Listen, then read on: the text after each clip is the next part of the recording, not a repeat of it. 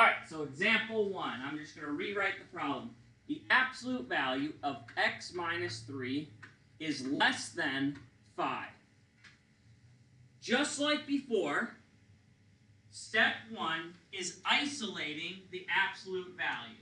So if I were to draw my little waterfall, is my absolute value all by itself on the left side? Is there anything outside of the absolute value that I'm going to have to move? Or is it all alone? Isn't this already alone? It's already alone. We don't have to worry about moving anything. So now we're going to set up our 2 cases. And this is the super important part, step 2. When we set up our 2 cases for inequality, just like before, we have to flip the sign of our 5. Right? So we're going to have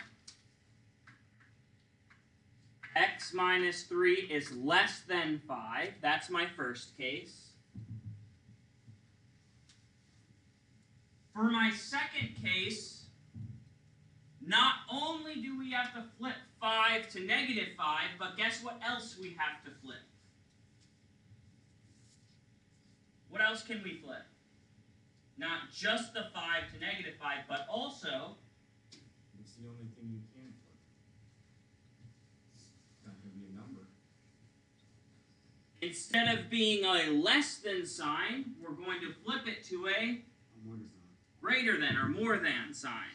So our second case will be x minus 3, flip the sign, is greater than, and then flip the sign of the 5, negative 5. So it's like we got to do a double flip. If you think about it, yesterday we were actually flipping the equal sign also, but when you flip an equal sign, what happens? It's still an equal sign, okay? Inequalities, we do exactly the same way. The only difference is when we set up our second case, we have to flip the number and the inequality. What do you think the number one thing students miss on this problem on Friday's quiz? What do you think they forget to do? Flip it. Most everyone will flip the number, but most students will forget to flip the alligator mouth, the inequality. So just be mindful. That's the only thing really new today. Now we solve our 2 little mini inequalities like we normally would. For number 1, to get x by itself, what would you do? Add 3. It's a minus 3, so the opposite is to add 3.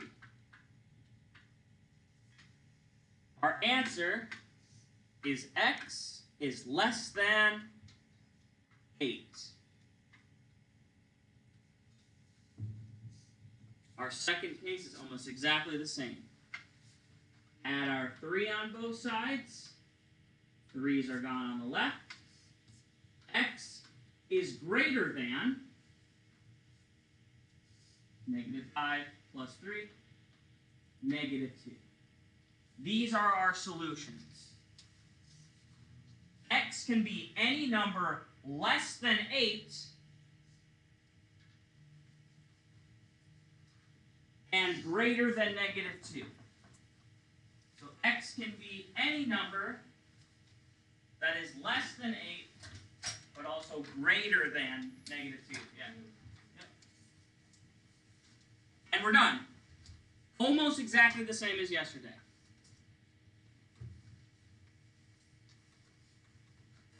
And we only have 3 more to go.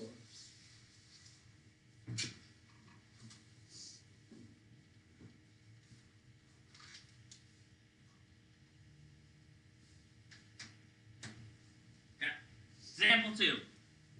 We're chugging away today. Same thing. Solve the absolute value inequality. 2x plus 1 absolute value plus 3 is greater than 10.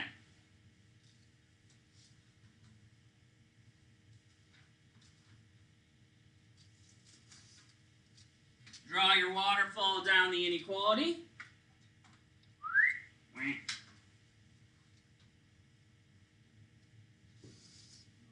Last time we didn't have to isolate the absolute value because it was already done for us. However, this time, when I look at my absolute value, is it all alone? It is not. What else is over with the absolute value that needs to be moved? You see it? Everybody at once. What's connected to the absolute value symbols? Plus. This cannot be here in order for us to move move into doing our two cases. We can't set up two cases until the absolute value is all alone.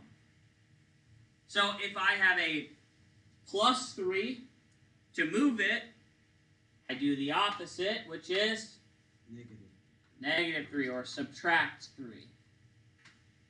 Which leaves us with the absolute value of 2x plus 1 is greater than 7. Now the absolute value is by itself, and now we're going to be really careful when we set up our two cases. Case 1 is easy. It looks exactly the same. We just remove our absolute value. 2x plus 1 is greater than 7. Now take 3 seconds, and even if you think it's going to be wrong, write down your second case. What is the second case for this inequality going to be?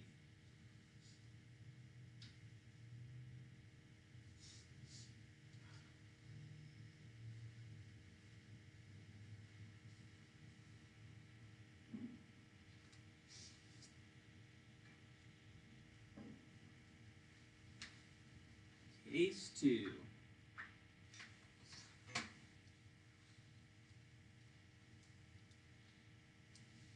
What is the second case? 2x plus 1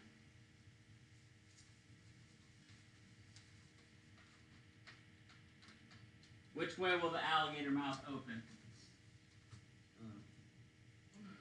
Yeah, to the right. Negative 7. The double flip. Flip the sign, flip the number sign. Okay? And now, we just have to solve our two small mini inequalities. Wah, wah. So guys, other than what we just did in terms of solving the equation, this is exactly like a two-step equation, right? So what would you start with? You have the variables all on the left side. Start with the add or subtraction first. So what are we going to do first? Subtract what?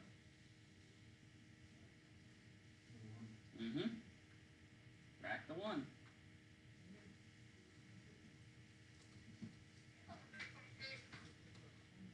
Which leaves us with 2x is greater than 6.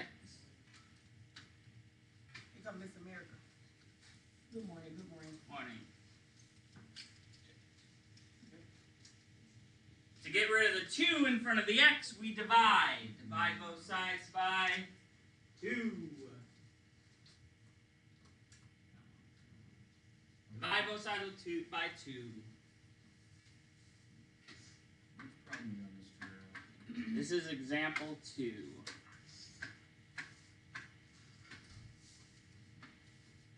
Beautiful. Okay, number 2. If you have not already, start chugging away at it. The second case.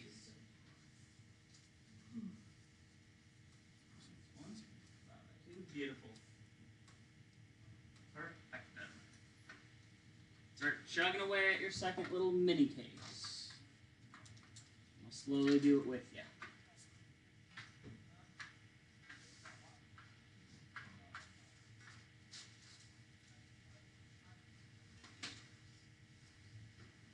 Okay, same first step, subtract 1, both sides. Same second step, divide by the coefficient, dividing by 2. X is less than negative 4. there are two parts to our solution. X can be greater than 3, and x is less than negative 4. So our solutions are whenever x is greater than 3 or x is less than negative 4. Okay? Example 2. Done. You don't need it today. I'll go grab it.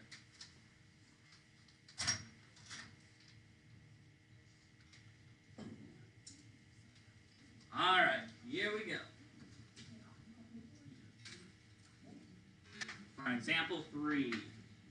That looks like this. Okay, example 3. First thing you should do, isolate your absolute value. Get it all alone. Give it your best shot.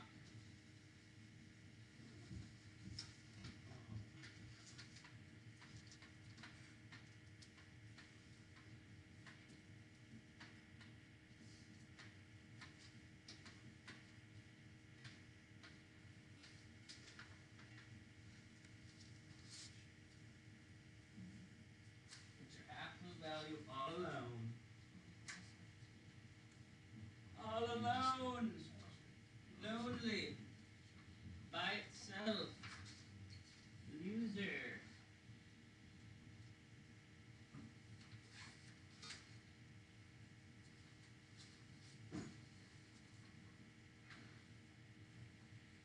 After you get your absolute value all alone, go ahead and set up your two cases.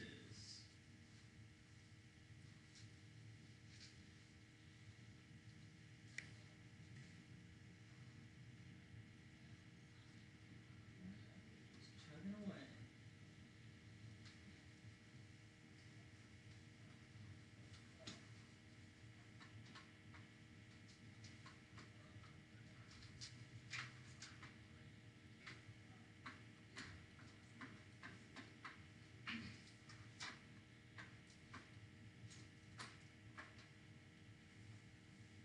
Okay, your first step should be looking like this. Looks like most of you knocked that out. I moved the -2 because it was outside of the absolute values by adding 2. Now set up your two cases. Case 1 and case 2.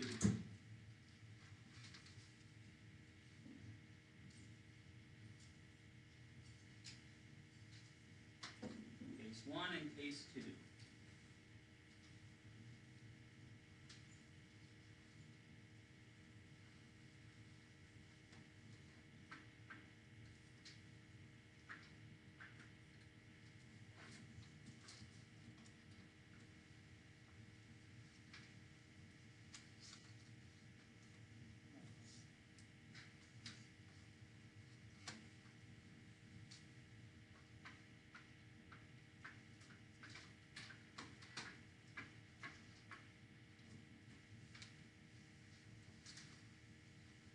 Here's my first case.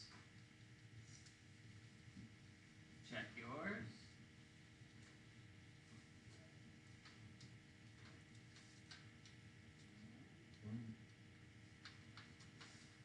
And there's your second case with the double flip.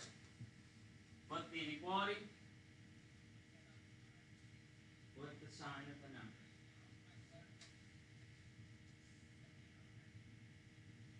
Solve your mini equations. So you do the graphing aspect after. You should. They don't have to graph compound inequalities until algebra 2.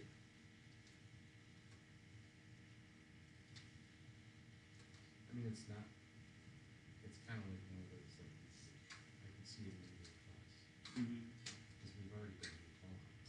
I thought about too. You can plug it into Desmos as an inequality, and it like shows you the shading on the outside or on the inside, Oh, which is kind of nice. okay. At least Because you could put the original inequality in, and it'll have two bars that go through the solution or the values, and then it'll either shade in between those values or on the outside, okay. which is like kind of you guys, one thing to make sure of is look at all the little nuances that Mr. Tokar is doing. You see how he lines up everything here? Opposite add of subtraction, both sides, right? When he goes to set up both situations, what happens to the absolute value symbols? They drop, okay? So if you need to write the steps out, that's fine. Number one, number two, set up two equations. It's okay. Write notes to yourself. This is for you guys to help. When you have a two-step right here, because I can see this is going to take two. How do I know it's going to be two steps to get x by itself? Yeah, there's an 8 right here. There's also a 4 in front of the x. I know there's two things I have to move, so I know there's going to be two steps. I know many students have a hard time when there are two steps. Because which one do you do first? Does it matter? What's the opposite? And like I said earlier, here we have subtraction happening. We have -8. And we also have, what did you do? Oh. Here we have subtraction, we're subtracting 8, and we also have a 4 that's being multiplied by x. And I always want to start by moving whatever I can add or subtract. So we add 8, add 8. That's where we want to start. Wherever we can do subtraction or addition. These are gone. We drop everything down. 4x is less than or equal to 20. And 4x is greater than or equal to -4. Now I want to get rid of the 4 that's attached to the x because that's multiplication. So to undo it, I'll divide. Okay? So now I'll divide both sides by 4. For both equations, it's going to be the same thing. The 4's cancel because 4 divided by 4 is 1, so leaving us with just 1x. Less than or equal to 5. X is greater than or equal to -1. Doing my division with a calculator.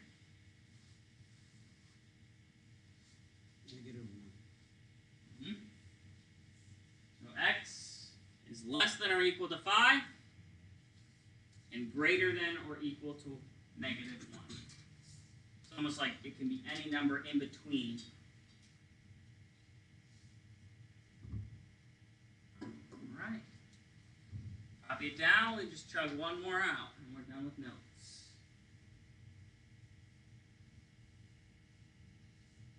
Guys, any questions on any of the steps?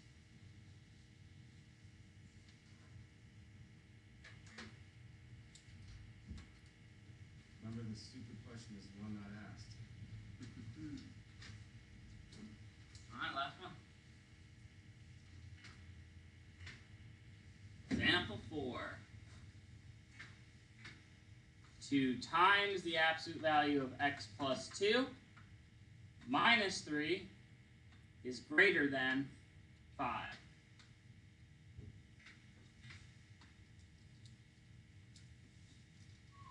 Doing it all together. Remember, first step is always isolating those absolute values. Okay?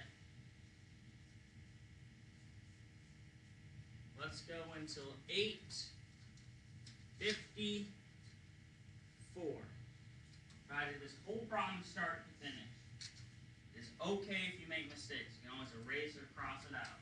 Correct it when I go. But we'll give you 6 minutes.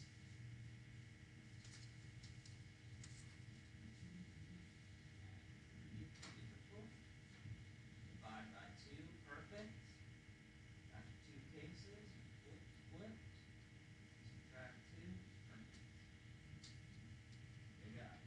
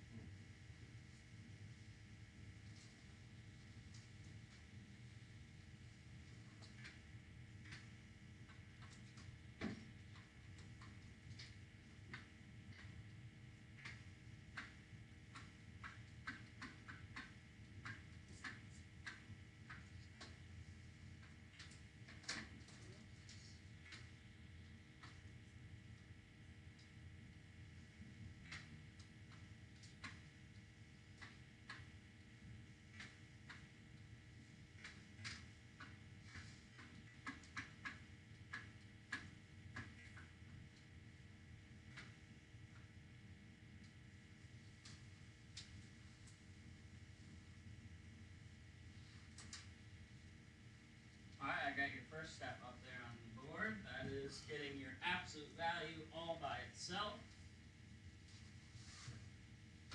We added our 3 to both sides because we want to start with that addition before we move into dividing. So we add that 3 to both sides. Then we'll divide by the 2. Remember, be very careful. You guys have been doing the distributive property for a very long time, and it looks like you want to distribute the 2, but you cannot distribute a 2 inside of absolute values, because then you're changing what that absolute value actually is. So be careful not to distribute. I know it looks like you want to, but don't. Okay, and then you set up your 2 cases. Don't forget your double flip. Case 1.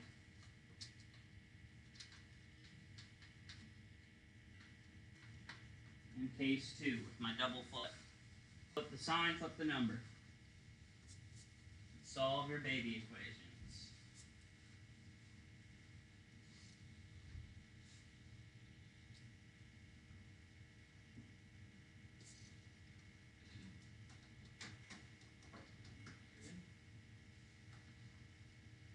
Yes. I don't know.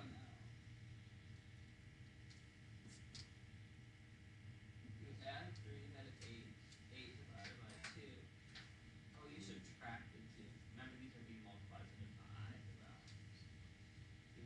I didn't even catch that.